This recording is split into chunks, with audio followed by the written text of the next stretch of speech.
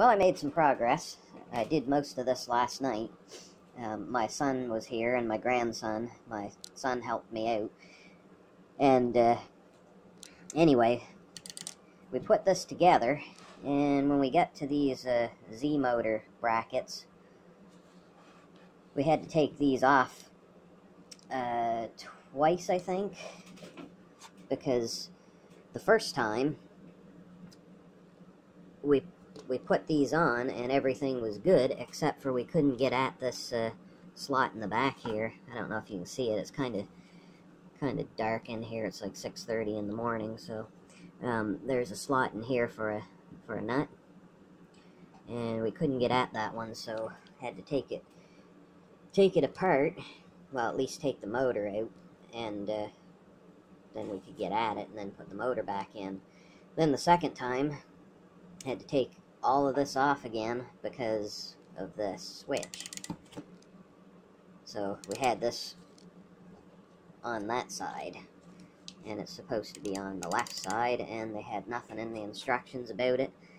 And I looked at this piece and I didn't notice those holes at first, and I didn't notice that they were on this side and not on the other side. It looked exactly the same.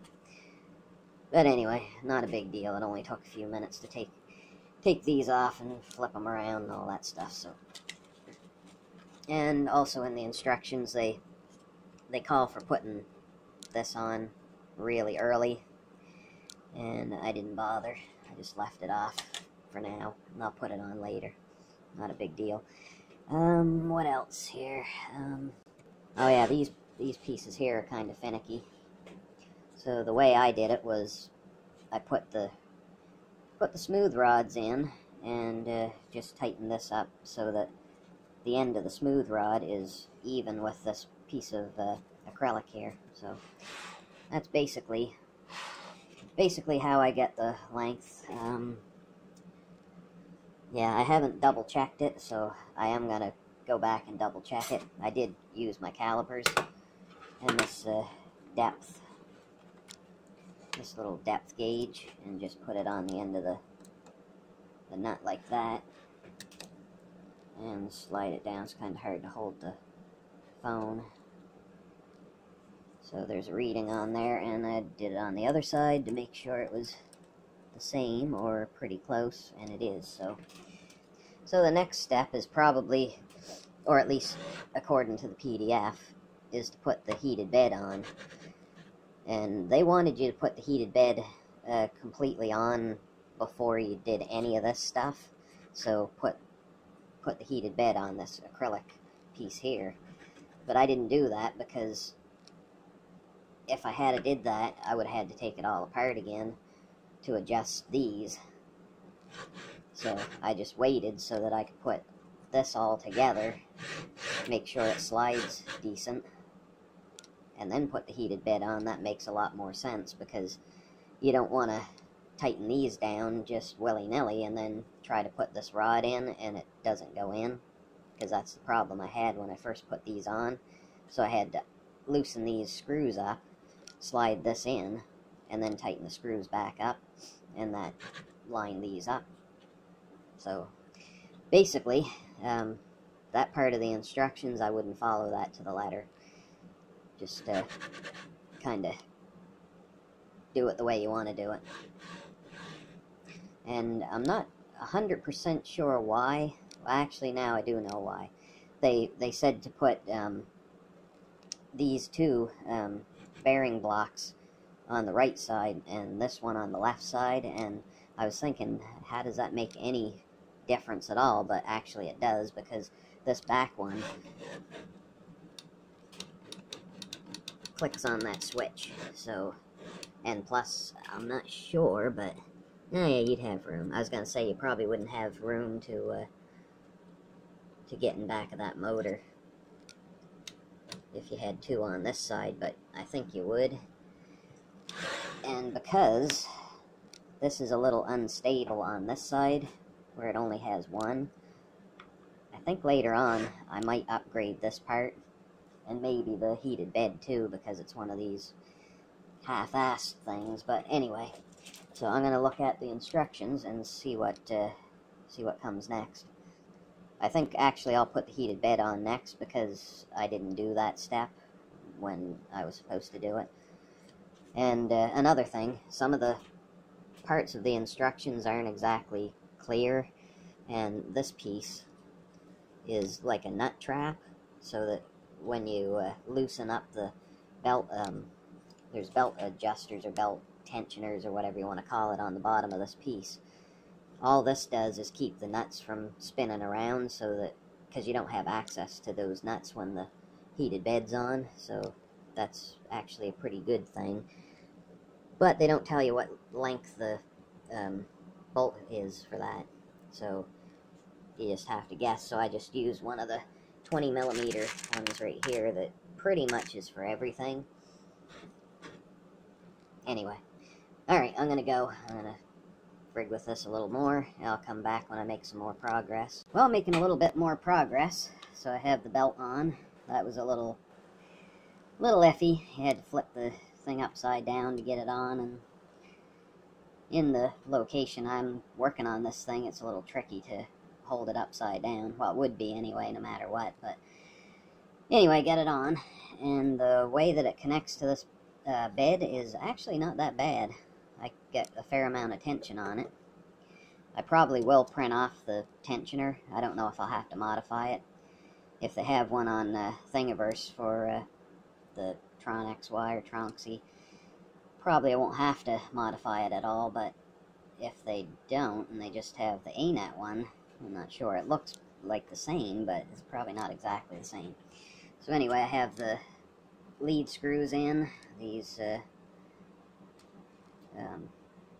smooth rods are in. I couldn't find my tape measure, which is what I wanted to use, but I did find this old scuffed up, worn out clear ruler, which actually worked pretty good. So I just set it up like this and measured from this point down, and then I measured from here up, and then the same on the other side, and it's basically exactly the same. Might be off by a fraction of a millimeter or something, but and these that was a little tricky because I don't want to bottom that out, and I had to raise up these couplers because these lead screws I think are just a smidge too short, but whatever. So even raising those up, I didn't want to raise them up too much higher, but I raised them up as high as I figured I could, and maybe a touch higher would have got them into these holes. They're kinda, sorta, barely holding on into the hole, but not really. So anyway, get that put together, and it's starting to look more like a 3D printer. So probably the next step is going to be to put the belt on for the x-axis. One thing that is good about this is there's no play. No play at all in that. Bad thing, though, is that when they printed this, I think this is a little warped, for one thing, because I had a hell of a time getting this threaded rod or lead screw in. But also, these, it would have been nice if they made it a little thicker, so that these didn't come right straight out through, because these actually can come straight out through, but once they're on the axis, it doesn't really matter. They're not going to move, I don't think, but I'm going to put a tensioner on here, or I'm going to see if I can find one on Thingiverse, and I might reprint this one. This other x-axis thing is okay, except for there's a little bit of delamination on this side where the motor screws on, so I'm not sure about that yet. But I'm pretty sure I'm going to reprint this one. I might reprint both of them, but I think this is, I had to loosen this up, is what I'm trying to say, because I think this is a little off-kilter, and it was preventing me from putting the threaded rod lead screw in. That one there basically just fell right in. I didn't need to do anything. I just put it on the top of there, and it just threaded its way right down, but this one didn't. Once I loosened it up, it went in easier, but still not as easy as the other one. So anyway, I'm going to go get back at this, get it done, and I'll come back. Like I already said, I'll come back either if I have an issue that I think you guys might want to know about, or after I'm completely finished. So anyway, just thought I'd come back and mention about these because that's a little tricky, but it wasn't too bad. So anyway, so they give you enough belt, but just barely enough belt. I put a little tiny bit too much on this side because I wanted to leave some extra for when I do the modification and put the belt tensioner on here. The problem is, even with that extra on this side, there's not quite as much extra, so that belt's not going to work anyway. Luckily, I have more belt. I bought some when I was planning on doing a homemade 3D printer, and I saw this one for dirt cheap, so I decided not to do the homemade 3D printer after all, because the parts would have cost me damn near as much as this cost to just buy the kit and have all the parts together. Maybe they're not top quality parts. Some of them seem okay. Power supply is the only thing that's a little iffy, but whatever, I'll use it for now. But anyway, this is pretty tricky here. So I have the piece looped through, and there is plenty. There's enough there. So I'm gonna have to take a pair of pliers, like these needle nose or something, which are mine. Obviously, they're all corroded and stuff. They didn't come with the kit, but so yeah, you're gonna need something to grab onto that belt and just reef the hell out of it so you can tighten this up and get it working. So anyway, I'll do that. I can't hold the camera because I'm using my phone and I have no mount to use it on, so I'll have to do that off camera. I'll come back when I'm done and I'll show you either the mess I made or how well it worked. Belt tensioner is going to be a good addition to that, though, for sure. It's fairly tight, but I will be making a belt tensioner. I don't have any PLA or any other filament besides a little sample that I bought on eBay just to test with. I'm looking for a sale on some. It's reasonably expensive here in Canada, and they do have some PLA on Amazon for 22 bucks a roll, and that's probably what I'll get, but for right now, I'm just gonna use some ABS. Probably won't work out too good, but I'm gonna use some ABS that I got in a sample and just test it with that. Doesn't really matter if it works or it doesn't work. I just want to see that it prints and all that kind of thing. So anyway, so I have the bed level. I actually used this stick and I just put it in there like so, and just did that all the way around, tighten down these thumb wheels. That's actually nice that they gave those. They are a little tricky. These front ones are easy to get at. The back ones are a little trickier. Anyway, so the belts are done. What else do I need to do? I'm on step 21, as you hopefully can tell. So yeah, that was probably the trickiest part. Ah, okay. Yeah, I figured I'm pretty much done with the mechanicals, so see, I gotta wire the end stops and wire all the other stuff up.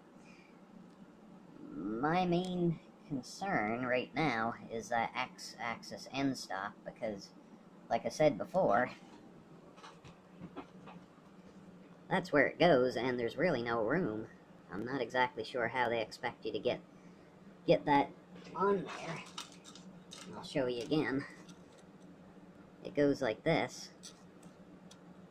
Let me go back to that step just real quick.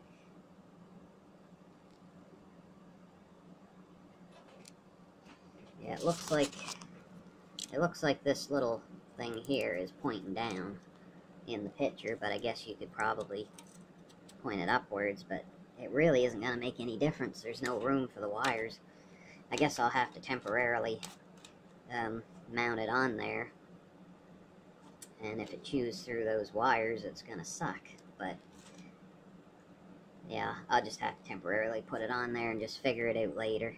I have that switch mounted, and I don't know if you can see that, but those wires are, like I said, right hard up against that lead screw.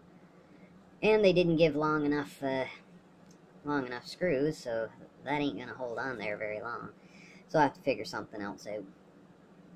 Shouldn't be too hard. I'll start wiring. I want to think about cable management first, but the only thing think the only thing I'm not going to put in with all the other cables is the X-axis end stop cable, because I got to figure out a different place for it. I guess I can leave some slack, because they did give plenty of cable. So yeah, that's probably what I'll do. I'll just leave a little bit of slack. Leave a little slack, and then I can put it wherever I want.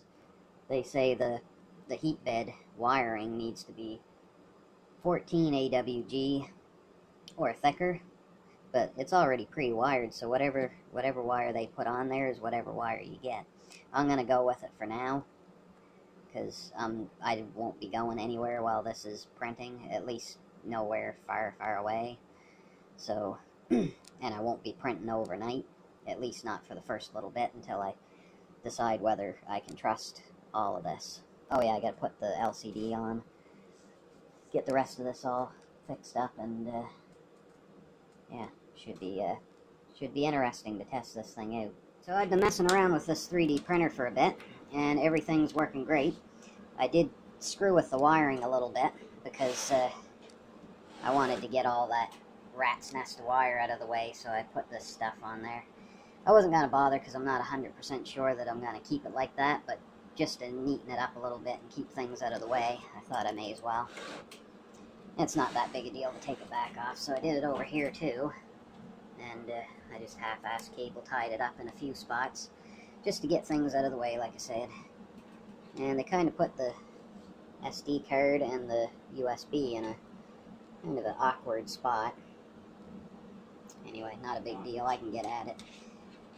So the only wires that I didn't put into this stuff, mostly because I didn't have enough, but also because I did start off putting these wires in this, and then I, realized I had a brain fart when I did it, and I realized, well, that's for this motor, and then the other one is let me get it out of here, the other one's the limit switch for the X-axis, and as the Z moves, these wires need room to move, and I had them pretty much right tight in those wire wraps, and that's no good. You gotta keep them freed up, so I just cable tied them, and well, cable tied this one anyway, and just let it sit there, and it can move freely up and down. But anyway, the big problem I'm having, and I'm not sure if anybody else that has a similar printer had the same issue, but this switch is supposed to go here, and like I said before, when I was putting the thing together, that's kind of a shitty spot for that to be. If they had a right-angled switch, it wouldn't be too bad, but this one, the wires stick right out and they rub on this lead screw, and that's really no good. So I'm going to move it, and I'm not 100% sure where I'm putting it right now, but the most likely spot is right here. And I just noticed there's a exposed terminal there, so I'll have to be careful with that. I don't know if it would do any damage for it to short out on anything or not, but it probably would, so I'll put a piece of heat shrink on top of that or something.